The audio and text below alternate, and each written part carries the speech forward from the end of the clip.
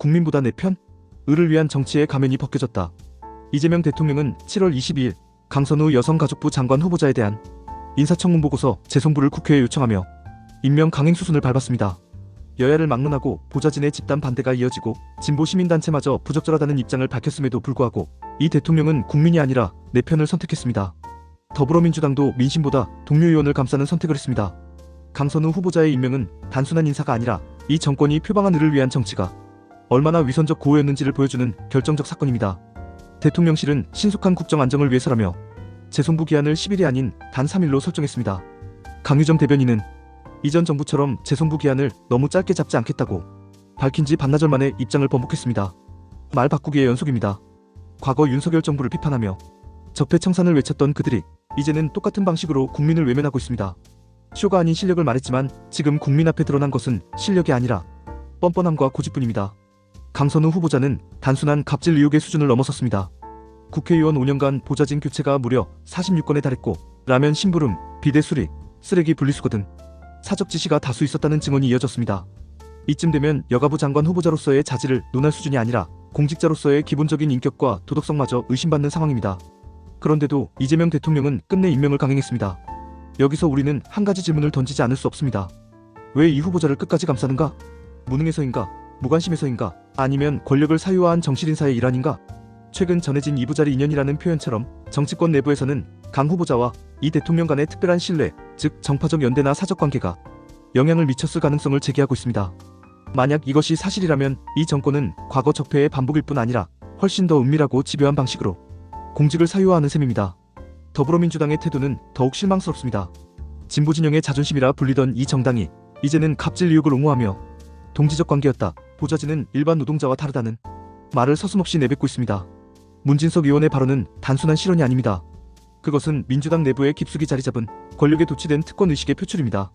보좌진도 자발적으로 심부름을 했을 것이다라는 식의 해명은 인사권을 가진 고용주가 노동자에게 하는 말로서 도무지 받아들일 수 없는 무책임한 발언입니다. 그나마 다행인 것은 민주당 내부에서도 이 같은 태도에 대해 비판의 목소리가 나오고 있다는 점입니다. 이소영 의원은 보좌진과 의원 간의 관계는 인사권자와 피고용자의 관계이며 거절하기 어려운 위계가 분명하다고 정면으로 반박했습니다. 송원석 원내대표 또한 공과 사를 구분 못하고 동지를 사적으로 부린다면 그것은 특권의식의 발현이라고 지적했습니다.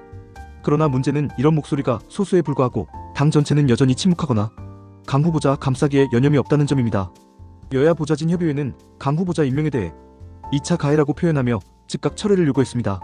특히 민주당 보좌진 협의회는 역대 회장단까지 나서 강 후보자의 태도는 공직자로서 기본이 안 되어 있다며 여가부 장관으로서 도덕성과 리더십이 결여된 인물이라고 비판했습니다.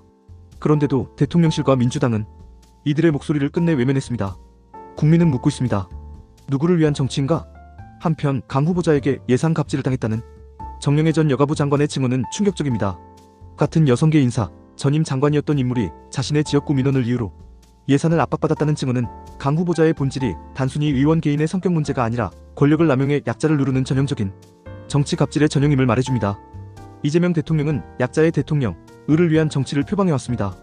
하지만 이번 임명 강행을 통해 우리는 그 구호가 얼마나 공허했는지를 똑똑히 보았습니다. 정작 을을 위해 싸운다는 정치인이 을 중에 을인 보좌진의 절규를 외면하고 갑질의 상징과 같은 인물을 장관에 임명했습니다. 이를 정면 돌파라고 포장할 수도 있겠지만 국민의 눈에는 오직 고집과 뻔뻔함만 보일 뿐입니다. 정치는 국민을 위한 봉사입니다. 공직자는 국민의 세금으로 월급을 받는 국민의 일꾼입니다. 그런데도 그 자리를 자신의 동지, 자기 사람, 편한 사람으로 채우려 한다면 그것은 더 이상 민주주의도 아니고 국민을 위한 정치도 아닙니다. 그것은 폐쇄된 권력 집단의 권위주의적 본색일 뿐입니다. 이재명 대통령은 이제라도 강선우 후보자의 임명을 철회해야 합니다. 더불어민주당도 동료 의원이 낙마하는 것이 두려워서 내로남불이라는 비판을 감수하면서까지 국민을 외면하는 우를 범해서는 안 됩니다. 의원 모두가 갑질에서 자유롭지 않다는 발언은 변명이 아니라 자백입니다.